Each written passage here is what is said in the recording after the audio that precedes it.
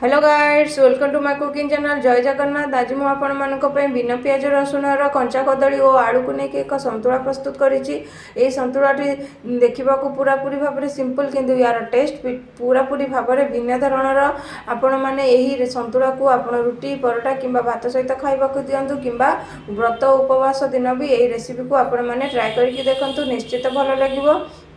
यही रेसिपीटी टिके भिन्न धरणर रेसिपी आपण मैंने थे ट्राए करके देखूँ। जदि वीडियोटी भल लगे ताले मो चैनल को सब्सक्राइब, लाइक, कमेंट, शेयर करूँ और फेसबुक रे देखुं फॉलो करूँ। चलतु आम रेसिपीटी को आरंभ करवा। ये रेसिपी मुझे कंचा कदली नहीं जाइए 5 ରୁ 6टी और 2टी आलू नहीं जाइए। आपण क्वांटिटी हिसाब से कम बेसी करें। बर्तमान मु आलूर चुपा छड़े नहीं, चुपा छड़े आम छोट छोट करके काटी नवा। आलू को काटी आम एक पानी पात्र रखी नवा जहाद्वारा आमर आलूटी कला पड़ो नहीं। ठीक सहीपरि आम कंचा कदली को चुपा छड़े गोल गोल करके पतला पतला करके काटी नवा। बेसी मोटा करके काटिबा नहीं, छोट छोट करके काटी आम पानी पात्र रखी नवा जहाद्वारा कदली कला पड़ो नहीं। ठीक भल भाव में आम टे चुपा छड़े नवा। चुपा छड़े आम गोल गोल करके काटी नवा।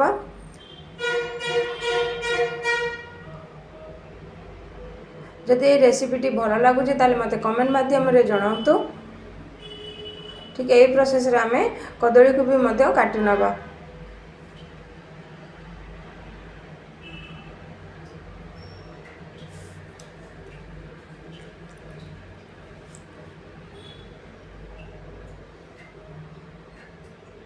बर्तमान आमर परिबा कटिंग हो गला। बर्तमान आम कौन करवा, यही रेसिपी एक मसला प्रस्तुत करवा जो भिन्न धरणर मसला।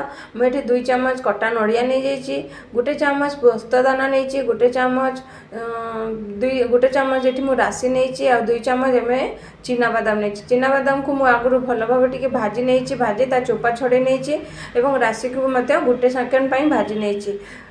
कंचा बादाम नहीं कि कंचा राशि नहीं। बर्तमान आम एक स्मॉल ग्राइंडर जारटे नवा। ग्राइंडर जार रे आम सबू सामग्री को मिसाई भल भाव में टिके अल्प पानी दे ताकू चिकन करके पेस्ट कर नवा।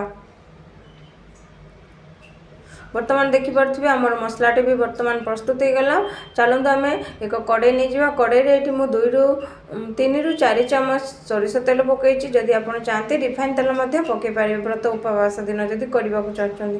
तेलटी भल भाव में गरम होगापर से 1 चामच जीरा, 1 सुखिला लंका और तेजपत्र पकई 1 मिनिट पर्यंत भाजी नवा। भाजी सारापर से आम कि भुर्संग पत्र पकई नवा। भुर्संग पत्र पकईवा फल यार फ्लेवर बहुत भल आसो से पकाउची।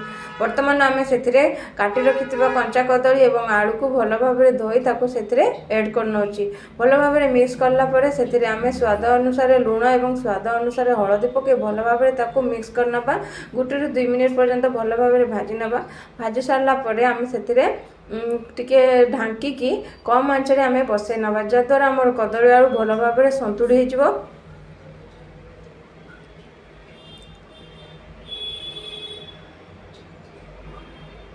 बर्तमान आप देखिपे भल भाव में मिक्स कर 5 मिनिट पर्यंत आम ढांकी रखी नवा कम आंचरे। बर्तमान देखो 5 मिनिट हो गला।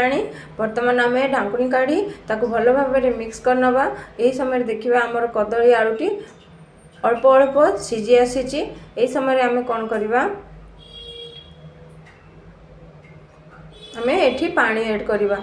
एठी मु 1 ରୁ 2 कप पानी ऐड करिछि। 2 कप पानी ऐड कर भल भाव में मिक्स करनवा। फुटापी छाड़ नवा 5 ରୁ 6 मिनिट पर्यंत। देखो बर्तमान भल भाव में फुटी आसला। आलू कदली भी अधा सीझी आसला। यही स्टेज आम काटी रखि 2 ରୁ 3ଟି टमाटर पकई नवा। टमाटर टी पकई भल भाव में मिक्स करनवा। भल भाव में मिक्स कर पुणी थे 5 मिनिट पर्यंत ढांकी नवा जहाद्वारा आमर टमाटर भी भल भाव में सॉफ्ट हो। बर्तमान देखो टमाटर भी भल भाव में सॉफ्ट हो परिबा गुड़िक भी भल भाव में सीझीगला। यही समय आम कौन करवा, भल भाव में मिक्स करना। भल भाव में मिक्स कलापर आम जो बाटी रखी बादाम नड़िया पेस्ट से पेस्ट को आम बर्तमान एड करनवा। बर्तमान आम एड कर दे आम भल भाव में मिक्स करनवा। बर्तमान देखो मोर परिया गुड़ाक भी भल भाव में सीझी जाइए। मुझे देखे नौ।